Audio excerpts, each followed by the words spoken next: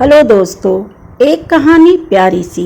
इसमें मैं लेके आई हूँ अपनी आवाज़ में एक पुरुष की बात, एक मर्द की बात कि वो अपने जीवन में अपनी पत्नी के त्याग और तपस्या को देखकर क्या सोचता है।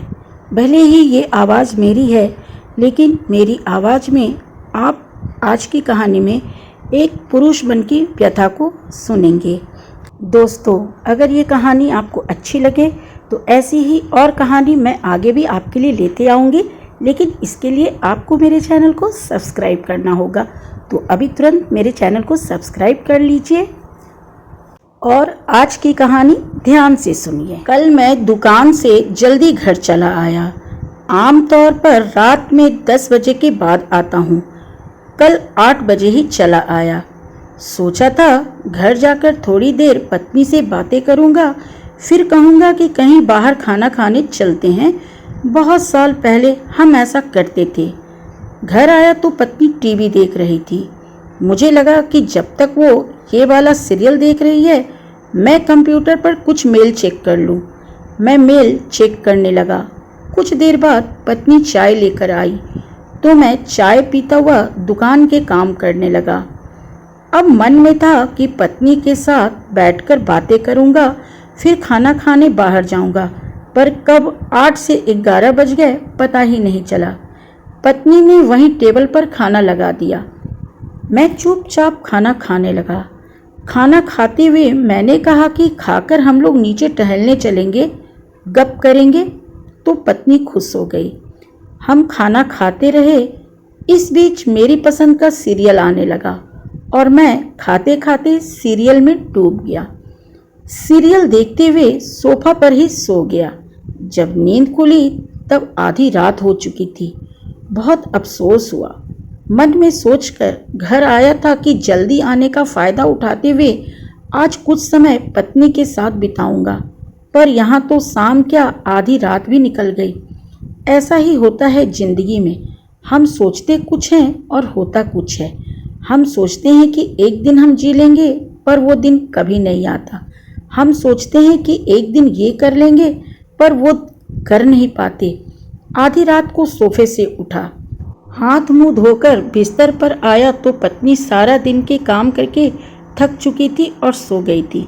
मैं चुपचाप बेडरूम में कुर्सी पर बैठकर कुछ सोच रहा था।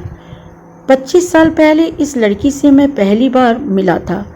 पीले रंग के सूट में मुझे मिली थी।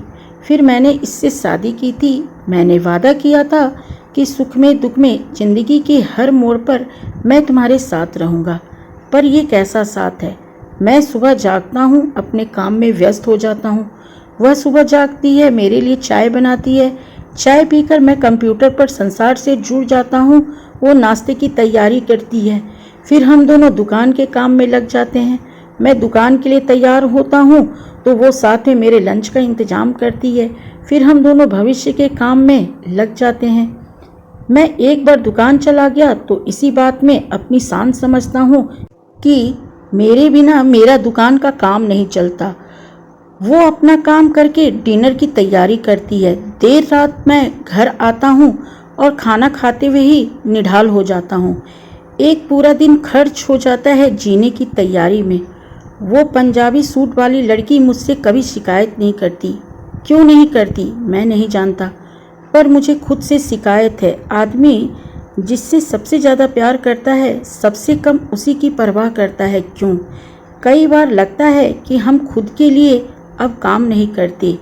नौनीत, हम किसी अज्ञात भय से लड़ने के लिए काम करते हैं। हम जीने के पीछे ज़िंदगी बर्बाद करते हैं। कल से मैं सोच रहा हूँ वो कौन सा दिन होगा जब हम जीना शुरू करेंगे। क्या हम गाड़ी, टीवी, फ़ोन, कंप्यूटर, कपड़े खरीदने के लिए जी रहे हैं?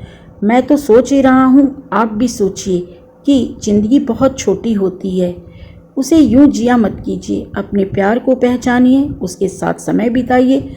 जो अपने माँ बाप, भाई बहन, सगे संबंधी सभी को छोड़कर आपसे रिश्ता जोड़कर आपके सुख दुख में शामिल होने का वादा की है, उसके सुख दुख तो पूछिए। एक दिन अफसोस करने से बेहतर है सच को आज ही समझ लेना कि ज़िंदगी मुट्ठी में रेत की तरह होती है। कब मुट्ठी से वो निकल जाएगी पता भी नहीं चलेगा।